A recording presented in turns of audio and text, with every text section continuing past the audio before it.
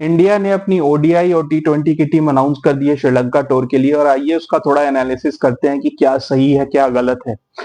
मैंने जब से इस बारे में कल वीडियो बनाए हैं, कुछ लोगों ने कमेंट्स में मुझसे कहा है कि गंभीर जैसा सेल्फलेस क्रिकेटर कोई नहीं है, तुम उसके बारे में ऐसा कैसे कह सकते हो। भाई मैं मानता हूं कि एक छक्के ने वर्ल्ड कप नहीं जिताया था, लेकिन एक कोच ने भी ट्रॉफी नहीं जिताई थी। फ्रैंकली स्पीकिंग, केकेआर की सिचुएशन ऐसी थी कि केकेआर काफी सालों से एक बढ़िया परफॉर्मेंस नहीं कर रही थी। इनफैक्ट 10 साल हो गए थे ऑलमोस्ट उनको ट्रॉफी जीते हुए। बीच में एक बार वो फाइनल में गए थे, लेकिन वो भी टूर्नामेंट कुछ ऐसा था कि आधा टूर्नामेंट तक केकेआर काफी पीछे थी। फिर कोविड के कारण 3 महीने क्रिकेट नहीं हुई, और जब सेकेंड हाफ में ये टूर्नामेंट सितंबर में दोबारा दुबई में स्टार्ट हुई, तो वहां अचानक से केकेआर फॉर्म में आ गई और फाइनल तक चली गई। हालांकि फिर सीएसके ने उनको हरा दिया। अब इस केकेआर में जरूरत थी किसी ऐसे कोच की जो आके कुछ हार्ड डिसीजंस ले। केकेआर के पास कोई अच्छा लीडर भी नहीं था। ऐसा नहीं था कि वो ट्राई नहीं कर रहे थे, लेकिन काफी सालों से उनकी टीम में कोई ऐसा प्लेयर नहीं था। बीच में डीके उनके कैप्टन थे, उसके बाद ओएन मॉर्गन उनके कैप्टन थे, और फिर इवेंचुअली उन्होंने किसी यंगस्टर पे इन्वेस्ट करना सही समझा तो श्रेयस अय्यर को कैप्टन बना दिया। लेकिन श्रेयस अय्यर भी कोई प्रॉपर टीम इंडिया की कैप्टनसी नहीं की है, ना कोई वैसे डोमेस्टिक में भी कहीं कैप्टन रहे हैं। Shreyas Iyer was just an investment from KKR. तो उनकी टीम में प्लेयर्स थे, मगर वो यूटिलाइज नहीं हो रहे थे। इस सीजन में जब गंभीर कोच बन के आए, तो सुनील नारिन को कुछ पुरानी चीजें दोबारा ट्राई की गई, उन्हें ओपनिंग कराना, और वो सब कुछ वर्क कर गया और केकेआर ये ट्रॉफी जीत गई। लेकिन उसमें सुनील नारिन की outstanding all round performance with the bat with the ball, Varun Chakravarthy outstanding रहे, हर्षित राणा एक नए टैलेंट आए, वैभव अरोड़ा ने अच्छी बॉलिंग की, एंड्रे रसल काफी बढ़िया बॉलिंग करते नजर आए, स्टार्क जो पूरे टूर्नामेंट में घटिया बॉलिंग कर रहे थे, लेकिन latter half of the tournament में उन्होंने भी सही बॉलिंग की। बैटिंग वाइज फिल सॉल्ट और सुनील नारिन, इन दोनों ने ही पूरा टूर्नामेंट संभाला। मिडिल ऑर्डर में ऑन एंड ऑफ परफॉर्मेंस दी, टू बी फ्रैंक। ज्यादातर damage top of the order हुआ, लेकिन बाद में वेंकटेश अय्यर ने थोड़ा स्टेप अप किया और केकेआर ये ट्रॉफी जीत गई। लेकिन यही फॉर्मूला इंडियन टीम में चलाने की जो कोशिश की जा रही है, वो मैं उससे अग्री नहीं करता, क्योंकि इंडियन टीम फिलहाल वर्ल्ड चैंपियन टीम है, उसमें इतने चेंजेस करने की जरूरत नहीं है। लेकिन यहाँ ऐसा लगा जा रहा है कि कैप्टन बिल्कुल श्रेयस अय्यर जैसा ही होना चाहिए, जो बिल्कुल कोच के हिसाब से चल सके, जबकि इंडियन टीम में ऐसी सिचुएशन है नहीं। इंडिया की टीम ओडीआई वर्ल्ड कप भी फाइनल तक पहुंच गई थी, और टी20 वर्ल्ड कप में भी इंडिया जीत के आई है। तो फिलहाल इस टीम में ये बनी बनाई टीम है, जो 2-3 स्पॉट्स खाली हुए हैं, बस उन्हें फिल करनी है। अदरवाइज इस टीम में मेजर चेंजेस करने की कोई ऐसी जरूरत नहीं है। लेकिन ऐसा लग रहा है कि इस टीम को पाकिस्तान या श्रीलंका को जिस तरीके की सर्जरी की जरूरत है, वो टीम इंडिया को जबरदस्ती कराई जा रही है। इवेंचुअली अब टीम की बात करें, अगर हम टी20 टीम की स्पेशली बात करें, तो एक यंगस्टर आई वुड से जो 22-23 साल का है, जिसने 100 बनाया है। टी20 में 100 बनाना बहुत बड़ी बात होती है।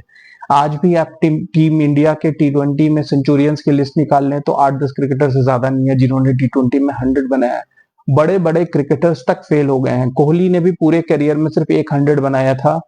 रोहित शर्मा और सूर्य कुमार यादव लीड कर रहे हैं। एक शुभमन गिल ने बनाया है, और 2-3 I would say weaker teams के खिलाफ दीपक हुडा और कुछ क्रिकेटर्स ने 100 बना दिया। मगर स्टिल ये लिस्ट बहुत लंबी नहीं है। और वैसे में एक यंगस्टर जो 100 बनाता है, जो लेफ्ट आर्म बॉलिंग भी करता है, आप उस प्लेयर को टीम से ड्रॉप कर देते हो। एक तो इस डिसीजन को किसी भी तरीके से जस्टिफाई नहीं किया जा सकता। दूसरी बात यह है कि आपकी टीम से गए कौन है? रोहित शर्मा और विराट कोहली, दो ओपनर्स। फिलहाल आपको 2 या 3 ओपनर्स बनाने की जरूरत है। आपने शुभमन गिल को वाइस कैप्टन बना दिया। शुभमन गिल जो यशस्वी जायसवाल से ऊपर टीम में सेलेक्ट तक नहीं हो पाए थे वर्ल्ड कप स्क्वाड के लिए। वर्ल्ड कप स्क्वाड के लिए शुभमन गिल को फिट नहीं माना गया था और यशस्वी जायसवाल को सिलेक्ट किया गया था। लेकिन अब शुभमन गिल सीधा टीम में वाइस कैप्टन बन गए हैं। इसका मतलब है कि यशस्वी जायसवाल से ऊपर शुभमन गिल को रखा गया है। अब इस बीच में शुभमन गिल ने ऐसा क्या कर दिया मुझे नहीं पता, क्योंकि जिम्बाब्वे टूर पे भी उन्होंने कोई ऐसी एक्स्ट्रॉर्डिनरी चीजें नहीं की है। तो ये एक बहुत बड़ी डिसीजन थी, क्योंकि एक आदमी जिसकी शायद टीम में प्लेइंग 11 में भी जगह है फिक्स नहीं थी, उसे सीधा वाइस कैप्टन बना दिया गया है। Of course he is an emerging youngster, और मे बी शायद ओडीआई में उनको वाइस कैप्टन बनाना, मैं उसके बिल्कुल अगेंस्ट नहीं हूं। लेकिन टी20 में उन्होंने जितनी भी कैप्टनसी की है वो वाहियात रही है। चाहे आईपीएल में आप उनकी गुजरात टाइटंस की कैप्टनसी देख लो, या यहाँ पर अभिषेक शर्मा को 100 बनाते ही बैटिंग ऑर्डर में नीचे पुश करना ताकि वो ओपनिंग करते रह सके। ये डिसीजन जस्टिफाइड नहीं थे, लेकिन इन्हें बैक किया गया है। हार्दिक पांड्या को कैप्टेंसी से हटाना, अब इसके पीछे लोग बहुत सारे एनालिसिस दे रहे हैं कि हार्दिक पांड्या धोनी के काफी करीबी हैं और गंभीर और धोनी के रिलेशन हम सबको पता है। हालांकि मैं उस कंट्रोवर्सी में बिलीव नहीं करता। मुझे स्टिल ऐसा लगता है कि गंभीर एक ऐसा कैप्टन चाहते हैं जो उनके हिसाब से टीम में डिसीजंस ले, उनके हिसाब से चल सके। और सूर्य कुमार यादव, बहुत कम लोग शायद जानते हैं या कुछ लोग जानते हैं, भूल गए हैं कि वो केकेआर में ही थे पहले। मुंबई इंडियंस आने से पहले सूर्य कुमार यादव केकेआर में ही थे। इनफैक्ट जिन सीजन्स में गंभीर ने ट्रॉफी जीती थी, सूर्य कुमार यादव केकेआर की टीम में ही थे। तो गंभीर केकेआर में सूर्य कुमार यादव के साथ काम कर चुके हैं, तो एक कंफर्ट लेवल है। तो गंभीर अपनी कंफर्ट लेवल से बाहर नहीं जाना चाहते और अपनी कंफर्ट लेवल में रह के ही डिसीजन मेकिंग करना चाहते हैं। इस हिसाब से सूर्य कुमार यादव उनके एजेंडा में फिट होते हैं। बॉलिंग में आवेश खान ने बहुत बढ़िया बॉलिंग की, लेकिन मेरे समझ के बाहर है कि आवेश खान कैसे ड्रॉप हो गए और खलील अहमद कैसे उनके ऊपर सेलेक्ट हो गए। सिराज को टीम में रिटेन किया गया, फेयर इनफ, वो एक्सपीरियंस बॉलर हैं, लेकिन जो बॉलर ने आपके लिए बेस्ट परफॉर्मेंस दी है, आप उनको कैसे ड्रॉप कर सकते हो। आवेश खान भी कोई बुमराह या शमी नहीं है कि काफी क्रिकेट खेल चुके हैं कि उन्हें रेस्ट की जरूरत है। आवेश Khan is still struggling for a place in the team, और जिस तरीके की बढ़िया बॉलिंग उन्होंने की थी, ऑफ कोर्स जिम्बाब्वे टूर एक थोड़ा रिलेटिवली सिंपल टूर है, लेकिन वहां पे बेस्ट बॉलर आपके फास्ट बॉलिंग डिपार्टमेंट में आवेश खान ही रहे और आपने उनको भी ड्रॉप कर दिया। तो ये डिसीजन जस्टिफाइड नहीं है। रियान पराग को दोनों टीम्स में डाला गया है, हालांकि मैं इसके खिलाफ नहीं हूं क्योंकि मैं एक दो तीन मैचेस से उन्हें जज नहीं कर सकता। वो डोमेस्टिक सीजन में टॉप परफॉर्मर रहे, तो उन्हें सेलेक्ट करना फिर भी ठीक है। लेकिन मैं ये जानना चाहता हूं कि T20 टीम में उनकी जगह बनती कहाँ है। वो ओपनर है नहीं, और आपके नंबर 4 से लेके 7 तक सारे स्पॉट फिक्स्ड हैं, तो आप किसकी जगह उन्हें खिलाना चाहते हैं, ये मेरी अंडरस्टैंडिंग नहीं है कि वो कहाँ फिट होते हैं। संजू सैमसन के बारे में भी गौतम गंभीर ने कुछ स्टेटमेंट्स दी थी। गौतम गंभीर ने साउथ अफ्रीका सीरीज में जब डिसाइडर में संजू सैमसन ने 100 बनाया था, तो गौतम गंभीर ने क्या कहा था, एक बार आप सुन लीजिए, वरना आप बोलिएगा कि मैं आवाज बदल के बोल रहा हूँ। सुन लीजिए। Playing 11, he does not fit in his India playing 11. Apart from that, I think he fits in all the world 11s, to be honest. Yeah, let's get straight into that conversation then. This 6 ability is marvelous, and he gets these few and far chances in between. Explain it. Tell me, if MS Dhoni would have hit these kind of sixes, what would have happened? So this is where the problem is. You got to give credit to guys who got that exceptional talent.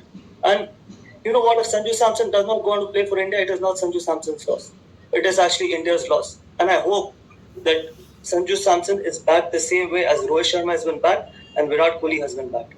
I think you're losing out on a talent which probably will be a number one batter in the world in future if you back him.